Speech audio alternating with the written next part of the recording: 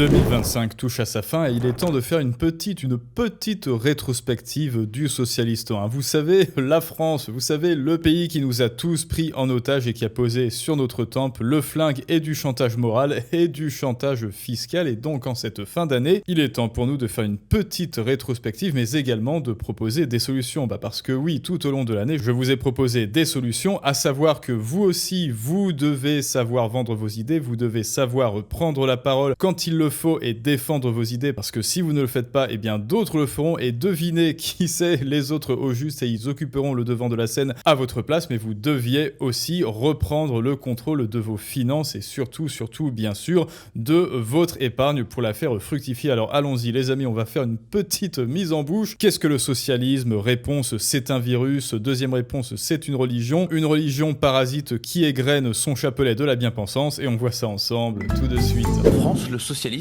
c'est comme le cholestérol. Même quand on croit qu'il n'y en a plus, eh bien, il y en a encore. La gauche a beau avoir remporté aucune élection depuis 2012, avoir chuté à 1,7% lors de la dernière élection présidentielle et ne compter sur aucun leader charismatique, elle gouverne encore la France. Le socialisme s'est incrusté partout dans la vie politique française. Il est à l'Élysée, à Matignon et surtout dans les couloirs de l'Assemblée nationale, où les sauces, comme on dit, semblent avoir inoculé un sérum socialisant à l'ensemble des 577 députés. Résultat, de la gauche à la droite, tout le monde tousse les mêmes mots, récite les mêmes mantras.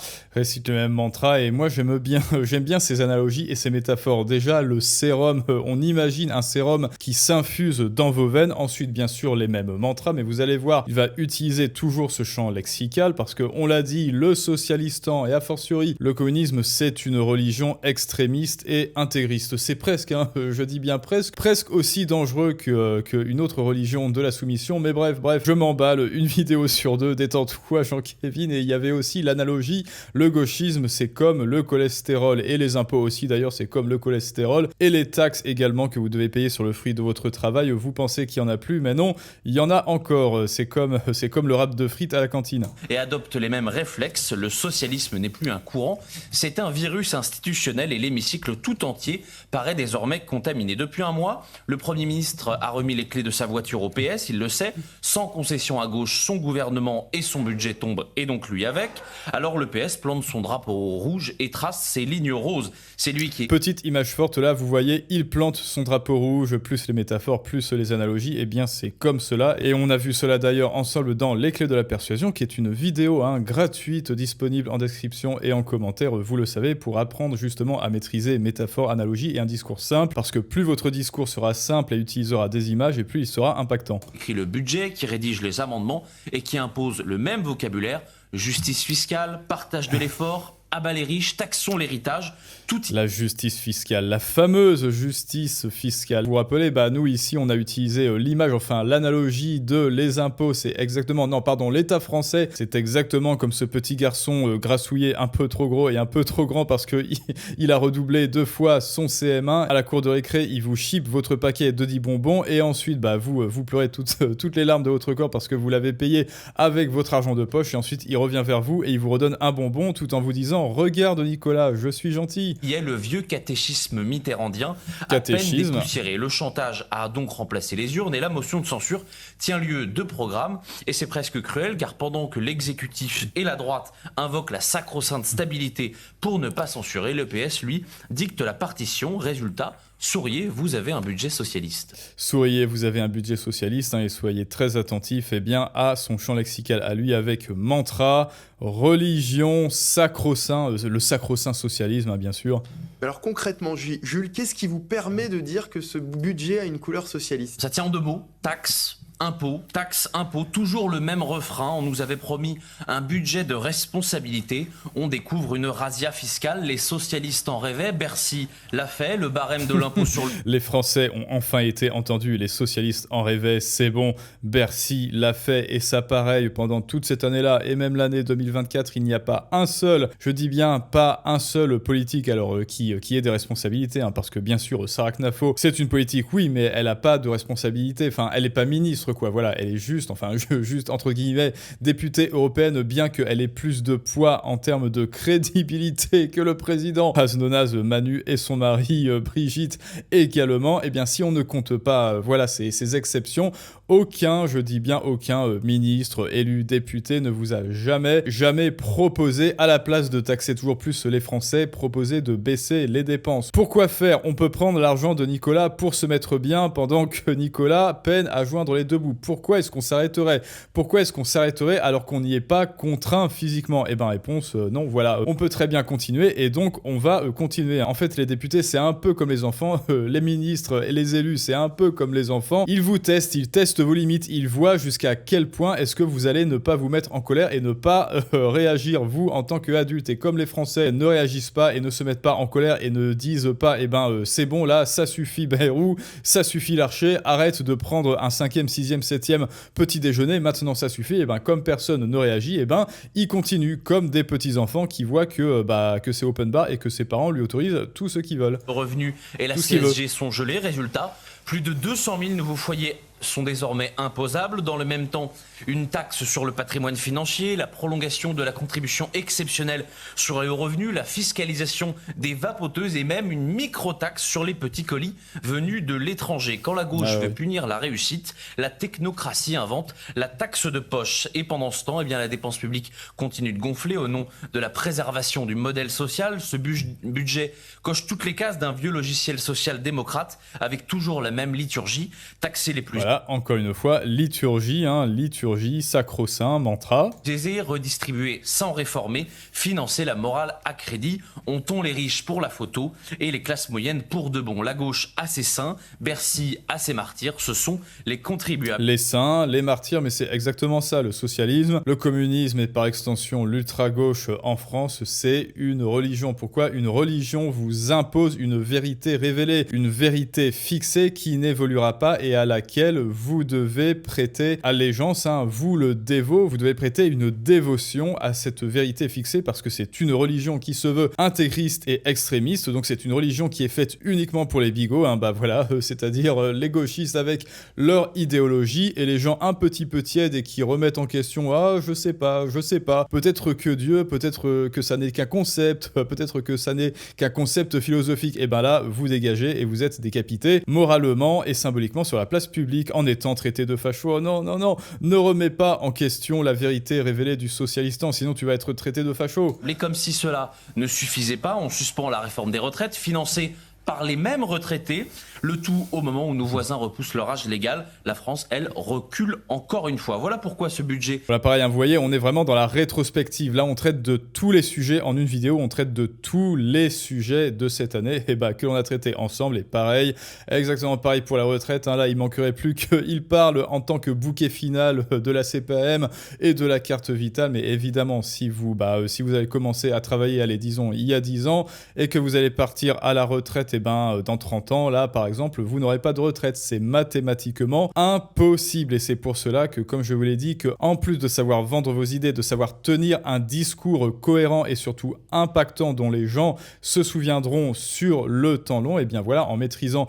l'art du storytelling et de la persuasion, vous devez aussi savoir investir et savoir faire travailler vos petits sous parce que l'argent, c'est avant tout de la liberté. Même si, évidemment, si vous voulez vraiment faire le travail jusqu'au bout, vous devriez vous expatrier. Je sais pas si c'est interdit ou alors si c'est gris aux yeux de la loi d'inciter les gens à s'expatrier. Non, écoutez, je ne pense pas parce que c'est une vérité le fait qu'il y ait des Français qui se considèrent comme réfugiés fiscaux. Là d'ailleurs, j'ai croisé un Français ici, et oui, à Chypre, à Larnaca. Il a dit, en fait, j'ai déménagé ici à Chypre avec mon entreprise parce que, je me considère comme réfugié fiscal. Mais ça alors, espèce de petit fasciste, quoi, tu considères que l'État français jette ton argent par les fenêtres, lui ai-je dit, et il m'a dit oui, tout à fait. Socialiste jusqu'à la moelle, plus d'impôts, plus de dépenses, moins de courage.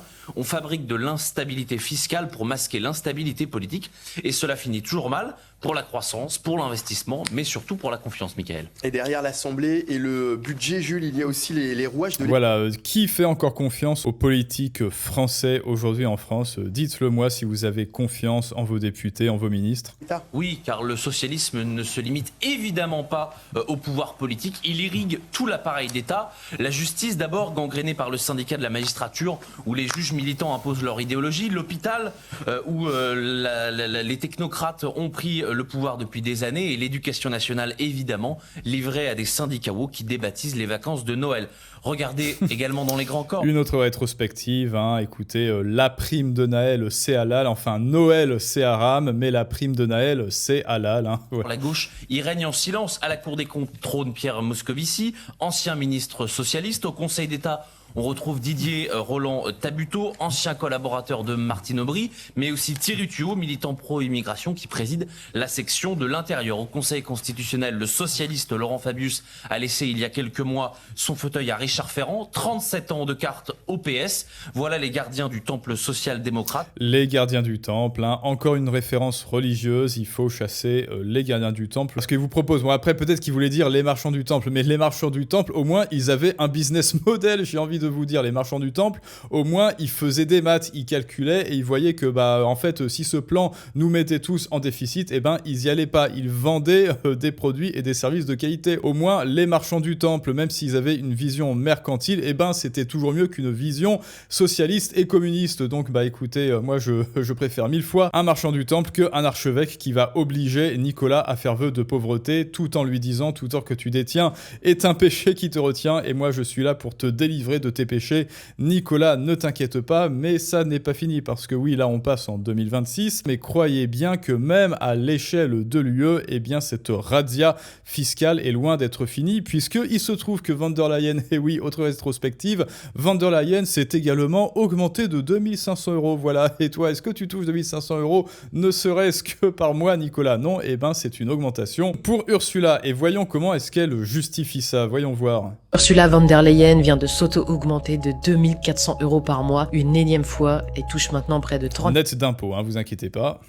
800 € par mois. C'est la 7e augmentation en 3 ans et elle n'est pas seule. Les 66 000 fonctionnaires de l'Union européenne bénéficient eux aussi de hausses automatiques. En cette fin décembre 2025, alors que de millions d'Européens se serrent la ceinture face à l'inflation, à la crise énergétique et à la baisse du pouvoir d'achat, les hauts fonctionnaires européens continuent de voir leur salaire grimper. Von der Leyen passe de 29 000 € en 2022 à près de 36 000 € aujourd'hui avec une hausse rétroactive récente d'environ 1 000 € par mois. Ah oui, parce qu'il y a aussi l'affaire des hausses rétroactives, c'est-à-dire j'étais censé gagner tant depuis plusieurs années, donc s'il vous plaît, rétrocédez-moi.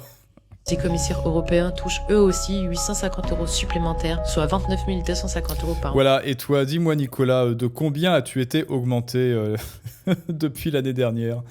Sans compter les indemnités non imposables. Depuis 2022, les salaires des fonctionnaires et dirigeants de l'Union européenne ont augmenté de 22,8% avec des ajustements rétroactifs en 2024 et 2025. Le tout coûte désormais près de 3 milliards € par an. Ces augmentations sont automatiques, décidées par une formule opaque, sans débat public ni vote démocratique. Pendant ce temps, les citoyens subissent l'inflation et la stagnation des salaires réels. Ursula von der Leyen prône la sobriété et les efforts collectifs, mais s'épargne elle-même de la crise qu'elle gère. Cette hausse en 3 ans, des montants astronomiques, un système automatique opaque. Cette Europe à 2 vitesses alimente l'euroscepticisme et appelle à une réforme plus urgente. Et donc oui, il y a urgence les amis, maintenant vous le voyez. Donc comme on l'a dit déjà, savoir défendre et vendre vos idées, petit 1, et ensuite savoir défendre votre trésor et le faire fructifier à son plein potentiel, petit 2. Et c'est pour ça que en plus des masterclass que vous trouverez comme d'habitude en description et en commentaire, vous savez, les solutions de fond, c'est-à-dire pour ceux qui veulent aller toujours plus haut et le plus haut possible dans la canopée et faire vraiment le travail jusqu'au bout, il y a les programmes et notamment, on va afficher, il y a donc, disais-je, notamment les programmes premium avec,